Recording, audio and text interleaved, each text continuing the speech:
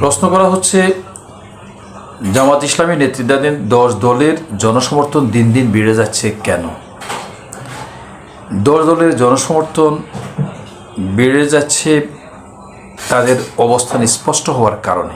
এটাই বিশেষজ্ঞ মনে করে। নির্বাচন পূর্ববর্তী সময়ে জামাত ইসলাম সহ এই 10 দল তাদের অবস্থান খুব স্পষ্ট করে তারা বলছে যে তাদের অবস্থান জুলাই পক্ষে। জামাত ইসলামের আমির ডক্টর শফিকুর রহমান বলছে, জুলাই যোদ্ধারা বলছে জীবন দেব তবু জুলাই দেব না। আর আমরা বলতে চাচ্ছি এই অর্জন, জুলাই যোদ্ধাদের অর্জন আমরা কোনো মতেই নষ্ট হতে দেব না।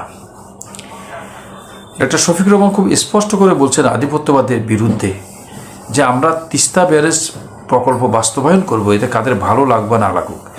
আজকেও তিনি আধিপত্যবাদী শক্তির বিরুদ্ধে স্পষ্ট অবস্থান জানিয়েছেন যে একটি গোষ্ঠী বাংলাদেশের নির্বাচনের বিষয়ে নাক গলাতে চায়।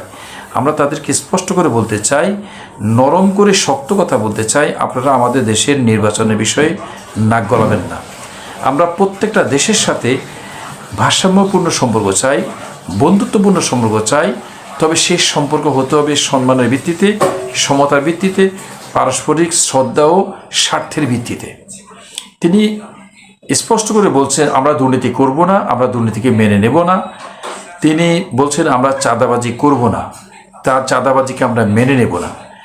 আমরা এমন বাংলাদেশ গড়তে চাই, দুর্নীতি করে যারা টাকা পাচার করেছে তাদের গলায় হাত দিয়ে যেন সেই টাকা ফেরত আনার মতো পরিবেশ সৃষ্টি হয়, সেরকম বাংলাদেশ আমরা গড়তে চাই। তিনি খুব স্পষ্ট করে বলেছেন যে আমরা সমাজের সকল ক্ষেত্রে ইনসাফ প্রতিষ্ঠা করতে চাই, কারো প্রতি বেইনসাফ করা হবে না, অন্যায় করা হবে না, জুলুম করা হবে না। জুলুমের পরিবেশ সমাজ থেকে আমরা দূর করতে চাই। সেই ক্ষেত্রে যদি আমার গর্দানও কাটা যায়, আমি এখান থেকে পিছপা হব না। তিনি স্পষ্ট করে বলছেন, ঢাকা বিশ্ববিদ্যালয়ের ছাত্ররা 1 বছর সময় পেয়ে যে কাজ করেছে এটা জাতির সামনে এখন স্পষ্ট। তারা সময় পেয়েছে 1 বছর, আর আমরা সময় পাবো 5 বছর। জাতি যদি আমাদেরকে সুযোগ দেয়, 5 বছরে আমরা তাদের সাথে 5 গুণ বেশি কাজ করব ইনশাআল্লাহ।